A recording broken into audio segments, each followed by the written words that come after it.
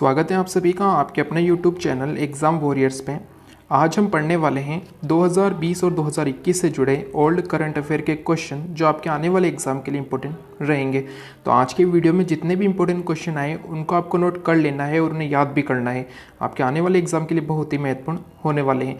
तो आज से ही हम ओल्ड करंट अफेयर का ये वीडियो शुरू कर रहे हैं जो आपके डेली शाम को 5 बजे आएगा।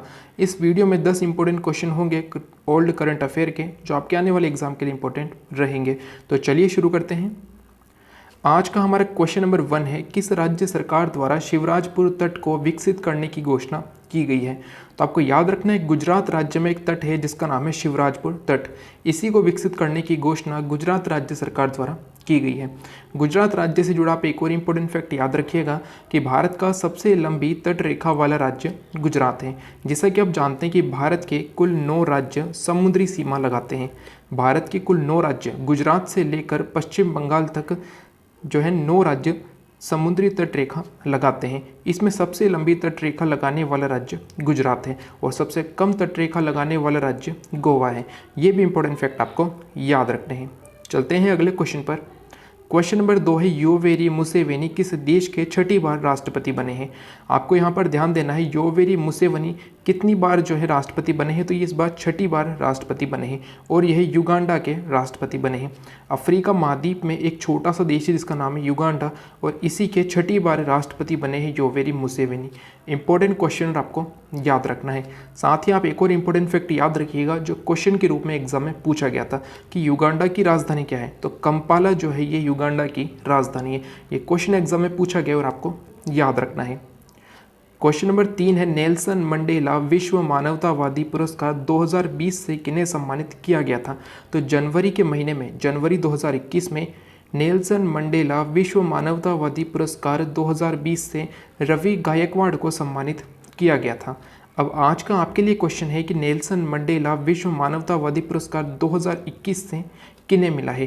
ठीक है दोस्तों, ये पुरस्कार जो है ये अभी हाल ही में दिया गया है 2021 का और आपको बताना है कि नेल्सन मंडेला विश्व मानवतावादी पुरस्कार 2021 किन्हें मिला है। चलते हैं अगले क्वेश्चन पर। आज का हमारा क्वेश्चन नंबर 4 है, इंडिया इनोवेशन इंडेक्स 2020 में कौन सा राज्य शीर्ष पर रहा है। इंपॉर्टेंट क्वेश्चन और आपको याद रखना है कि इंडिया इनोवेशन इंडेक्स 2020 की लिस्ट में कर्नाटक राज्य शीर्ष पर है। कर्नाटक राज्य से जुड़ा आपको एक और इम्पोर्टेंट फैक्ट याद रखना है कि भारत में सबसे अधिक जीआई टैग प्राप्त करने वाला राज्य भी कर्नाटक है। भारत में सबसे अधिक जीआई टैग किस राज्य को प्राप्त है, तो कर्नाटक को। इंपॉर्टेंट क्वेश्चन आपको याद रखना है। क्वेश्चन नंबर 5 है, राष्ट्रीय पोलियो प्रतिरक्षण कार्यक्रम की शुरुआत किन के द्वारा की गई है। तो आप याद रखिएगा भारत के जो राष्ट्रपति हैं रामनाथ कोविंद, इन्हीं के द्वारा राष्ट्रीय पोलियो प्रतिरक्षण कार्यक्रम की शुरुआत की गई है। साथ ही आप याद रखिएगा रामनाथ कोविंद भारत के 14वें राष्ट्रपति हैं। साथ ही आपको एक और इम्पोर्टेंट क्वेश्चन याद रखना है कि रामनाथ कोविंद भारत के दूसरे दलित राष्ट्रपति हैं। ये भी इम्पोर्टेंट फैक्ट है और आप याद रखिएगा। चलते हैं अगले क्वेश्चन पर। क्वेश्चन नंबर 6 है, किस राज्य सरकार ने door to door screening drive शुरू करने का फैसला लिया है। तो ये क्वेश्चन जो है करंट अफेयर से जुड़ा है और आपको याद रखना है कि हाल ही में हरियाणा राज्य सरकार ने door to door screening drive शुरू करने का फैसला किया है। साथ ही आप एक और इम्पोर्टेंट फैक्ट याद रखिएगा कि 2011 की जनगणना के अनुसार सबसे कम लिंगानुपात वाला राज्य हरियाणा है। भारत में सबसे कम लिंगानुपात वाला राज्य कौन सा है, तो वो है हरियाणा और सबसे अधिक लिंगानुपात वाला राज्य है केरल 2011 की जनगणना के अनुसार। चलते हैं अगले क्वेश्चन पर। क्वेश्चन नंबर 7 है, थीपुसुम त्योहार किस राज्य में मनाया गया है। तो बहुत ही इंपॉर्टेंट क्वेश्चन और एग्जाम में ज़रूर पूछा जाएगा, तो आपको याद रखना है थीपुसुम त्योहार तमिलनाडु राज्य में मनाया गया है। साथ ही आप याद रखिएगा कि हाल ही में M.K. स्टालिन तमिलनाडु राज्य के नए मुख्यमंत्री बने हैं। ये भी इंपॉर्टेंट फैक्ट है जो आपको याद रखना है। ए पलानीस्वामी के स्थान पर अब M.K. स्टालिन तमिलनाडु राज्य के मुख्यमंत्री बन गए हैं।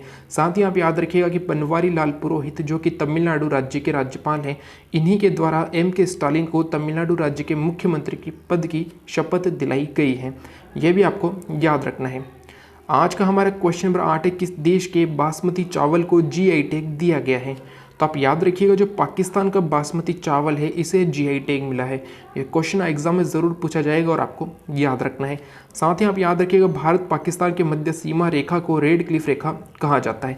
सन 1947 में भारत और पाकिस्तान के मध्य सीमा रेखा खींची गई थी जिसका नाम रखा गया था रेड क्लिफ रेखा, और जिस आयोग के द्वारा इस रेखा को खींचा गया था वो आपको याद रखना है, उसे कहा जाता है रेड क्लिफ आयोग। ये भी इंपॉर्टेंट फैक्ट है जो आपको याद रखने हैं। चलते हैं अगले क्वेश्चन पर। आज का हमारा क्वेश्चन नंबर 9 है और बहुत ही इंपॉर्टेंट क्वेश्चन है कि Bharat Japan act east forum की 5वीं बैठक कहाँ पर आयोजित हुई थी। तो आप याद रखिएगा नई दिल्ली में भारत और जापान के मध्य एक्ट ईस्ट फोरम की 5वीं बैठक आयोजित हुई थी। ये क्वेश्चन आने वाले एग्जाम में ज़रूर पूछा जाएगा और आपको याद रखना है। साथ ही आप याद रखिएगा जनवरी के महीने में ठीक दोस्तों, भारत का जो गणतंत्र दिवस मनाया जाता है इसमें जापान के पूर्व प्रधानमंत्री शिंजो आबे को 2021 के पद्म विभूषण से सम्मानित किया गया है। गणतंत्र दिवस के अवसर पर पद्म पुरस्कार दिए गए थे जिसमें से पद्म विभूषण से सम्मानित किया गया था जापान के पूर्व प्रधानमंत्री शिंजो आबे को। इंपॉर्टेंट और आपको याद रखना है। साथ ही मैं आपको बता दूं कि इस वर्ष यानी कि 2021 में कुल मिलाकर 119 पद्म पुरस्कार दिए गए थे जिसमें से 7 पद्म विभूषण, 10 पद्म भूषण और 102 पद्मश्री पुरस्कार शामिल थे। तो इन 7 व्यक्तियों में शामिल थे जापान के पूर्व प्रधानमंत्री शिंजो आबे। साथ ही आप याद रखिएगा जापान के वर्तमान में प्रधानमंत्री कौन है, तो शिंजो आबे के स्थान पर नए प्रधानमंत्री बने हैं, उनका नाम है योशिहिदे सुगा। ये इंपॉर्टेंट फैक्ट आपको याद रखने हैं। चलते हैं अगले क्वेश्चन पर। आज का हमारा क्वेश्चन नंबर 10 और अंतिम क्वेश्चन है कि भ्रष्टाचार धारणा सूचकांक 2020 में भारत कौन से स्थान पर रहे। तो आपको याद रखना है 2020 का जो भ्रष्टाचार धारणा सूचकांक है इसमें हमारा देश भारत 86वें स्थान पर है। साथ ही आप याद रखिएगा कि इस सूचकांक में शीर्ष पर कौन सा देश रहा है, तो डेनमार्क भ्रष्टाचार धारणा सूचकांक 2020 में शीर्ष पर रहे। तो ये थे आज के वीडियो से जुड़े 10 ओल्ड करंट अफेयर के क्वेश्चन जो आपके आने वाले एग्जाम के लिए बहुत ही इंपॉर्टेंट रहेंगे। साथ ही जो क्वेश्चन मैंने आपसे पूछा है उसका आंसर आप कमेंट बॉक्स में ज़रूर दीजिएगा कि नेल्सन मंडेला मानवतावादी पुरस्कार 2021 से किन्हें सम्मानित किया गया है। तो इसका आंसर आपको कमेंट बॉक्स में देना है। अगर आज का वीडियो अच्छा लगे, क्वेश्चन इंपॉर्टेंट लगे तो चैनल सब्सक्राइब करना न भूलें। साथ ही बेल आइकन ज़रूर दबाएं जिससे कि आने वाले वीडियो की तुरंत जानकारी आपको मिल सके। और अगर क्वेश्चन इंपॉर्टेंट लगते हैं तो आप हमारे टेलीग्राम चैनल को ज़रूर ज्वाइन कीजिएगा, वहाँ पर भी डेली इंपॉर्टेंट क्वेश्चन पूछे जाते हैं जो आपके आने वाले एग्जाम के लिए इंपॉर्टेंट रहेंगे। Thank you. जय हिंद, जय भारत।